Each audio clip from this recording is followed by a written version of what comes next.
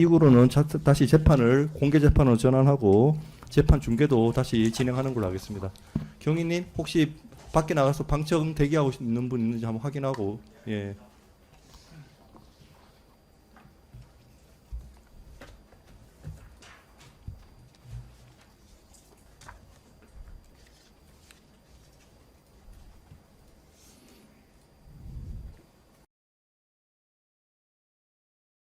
예. 이 사건 관련해서 노상원 개인정보보호법 위반 관련해서 오늘 대법원에서 판결이 난 것 같은데. 네, 맞습니다. 예. 상고기각 판결이 난 것 같습니다. 뭐 여기에 대해 특검 측에서 뭐 추가로 관련 자료를 뭐 참고 자료를 내시든지 하셔야 될 것 같은데. 네, 저희가 기본적으로 최종 의견서를 작성하고 있고 거기에 참고 자료 첨부해서 제출을 할 예정입니다. 예, 알겠습니다.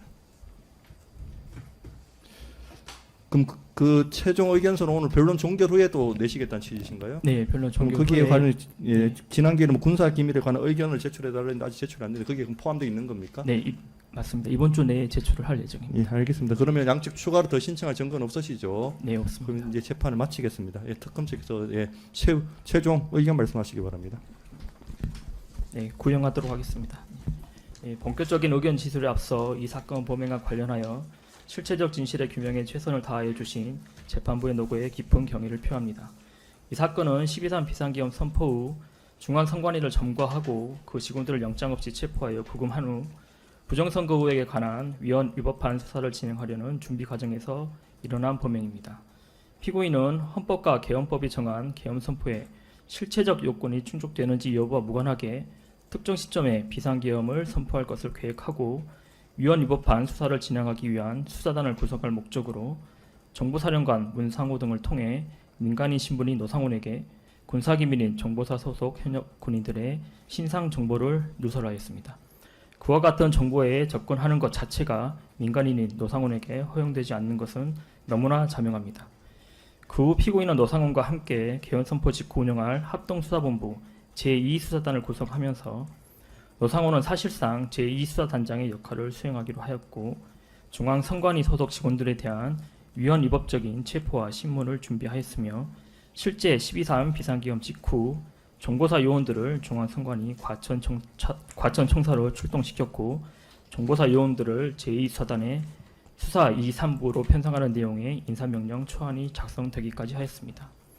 피고인은 정치적 목적 달성을 위해 민간인 신분에 불과한 노상원을 통해 정보사 소속 군인들을 이 사건에 끌어들였고 정보사 소속 최정예 부대를 본래 임무와 전혀 무관한 부정선거 수사에 동원하였는 바 이로써 군 통수 체계와 지휘 질서를 근본적으로 붕괴시키고 군의 정치적 중립을 훼손하였습니다.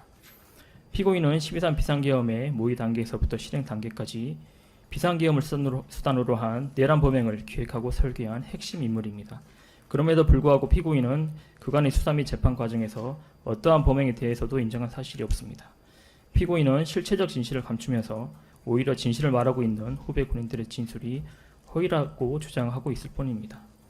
내란 범행의 준비 과정에서 범해진 이 사건 범행의 중대성, 이 사건으로 유출된 정보사 소속 요원들의 실명을 포함한 신상 정보 등 정보 자산의 중요성과 아울러 피고인에게 참작할 만한 정상은 전혀 없는 점을 고려할 때 피고인에 대하여 엄중한 형의 선고가 불가피하다 할 것입니다. 이 피고인에게 징역 5년을 선고해 주시기 바랍니다.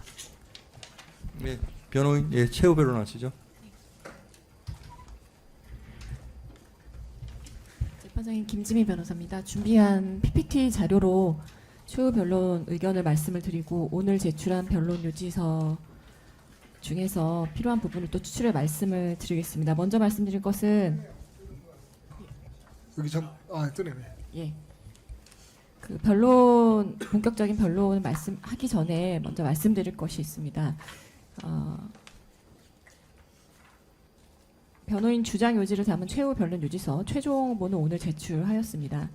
따라서 해당 내용을 바탕으로 변론할 예정이며 오늘 PPT 자료를 바탕으로 진술한 내용이 변호인 최종 의견임을 말씀을 드립니다. 따라서 금일 제출한 변론 요지서 최종본에 반영되지 않은 부분이 있거나 수정할 부분은 변론 종결 후 재판부께서 이해하기 쉽도록 간단히 추가로 제출할 것을 미리 말씀을 드립니다. 또한 앞서 증거조사 과정에서 말씀드린 내용은 중복 설명하지 않고 해당 부분은 목차, 제목 그리고 취지만 간략하게 언급하고 넘어가겠습니다. 목차를 말씀드리겠습니다. 최종 변론의 구성은 공소사실 요지, 변호인의 최종 의견, 증거능력 배제 결정의 필요성, 이 사건 기소의 문제점과 공소기각 사유가 무엇인지 말씀드리고 또 해당 그 개별 공소사실에 대해서는 구성 요건 해당성을 없음을 이유로 반박하겠습니다. 또 특검이 말하고 있지 아니하는 이 사건 특수성에 대해 말씀드리면서 최종 결론을 말씀드리고자 합니다. 공소사실의 요지는 조금 전 특검 쪽에서 낭독하였으므로 생략하도록 하겠습니다. 변호인 최종 의견을 말씀드리겠습니다. 공소사실을 전부 부인하며 공소기각의 판결 내지는 무죄 판결의 선고가 불가피하다는 의견입니다. 실체의 진실 발견을 위해서 변호인들이 충실하게 변론에 임하였고 특히 공소사실과 제출된 증거 무엇보다 이 사건 법정에 출석하여 증언한 정보사 관련 본인들의 증언을 통해 공소사실이 허위임을 충분히 아실 수 있을 것이라 생각합니다.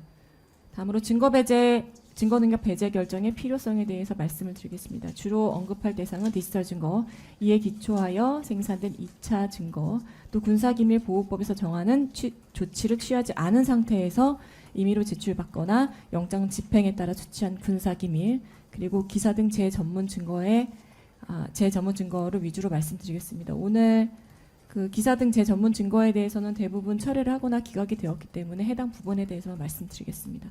먼저 디지털 증거의 증거 능력이 부인되어야 하거나 이미 채택하셨다 하더라도 배제 결정을 내리셔야 하는 필요성에 대해 말씀을 드리겠습니다. 근거는 대법원 판결이고 이 판결은 간첩 사건에서 확립되어 지금까지도 유지되고 있는 대법원의 입장입니다. 아울러 특검이 철회하지 않거나 증거 신청에 대해 재판부의 기각 결정이 내려지지 않았다는 전제하에 주장을 전개하겠습니다.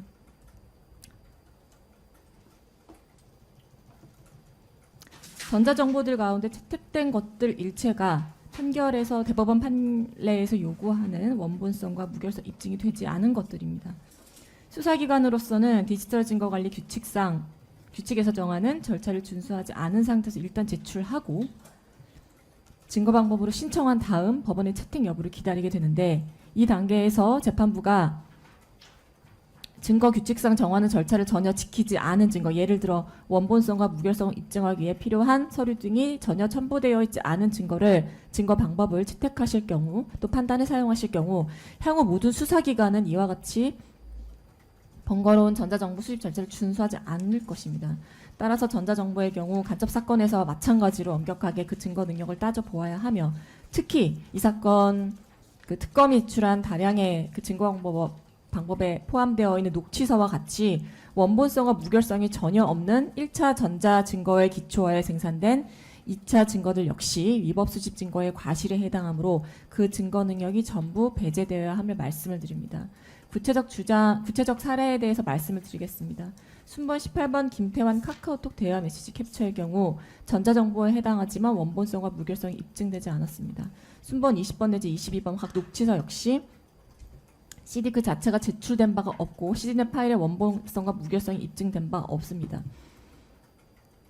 순번 33번 대령 통화 내역 발신 사본의 경우 압수 및 포렌식 근거 자료가 전혀 없고 순번 34번 수사보고의 경우에도 마찬가지입니다.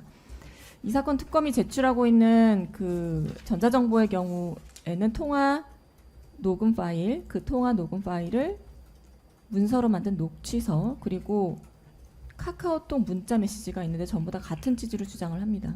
원본에 해당하는 전자정보에 대해서 그 원본성과 무결성을 입증할 만한 증거가 전혀 제출되지 않았기 때문에 그 원본은 물론이고 그에 기초하여 생산된 2차 증거 역시 전부 증거 능력이 배제되어야 한다는 것입니다.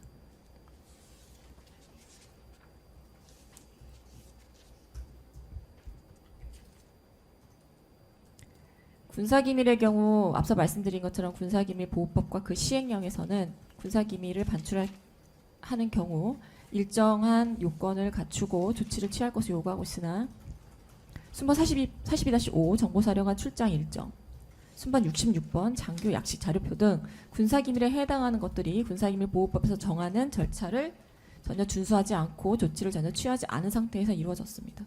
따라서 군사기밀에 해당하는 증거 방법의 경우에는 위법 수집 증거에 해당하므로 그 증거 능력이 전부 배제되어야 하며 말씀을 드립니다.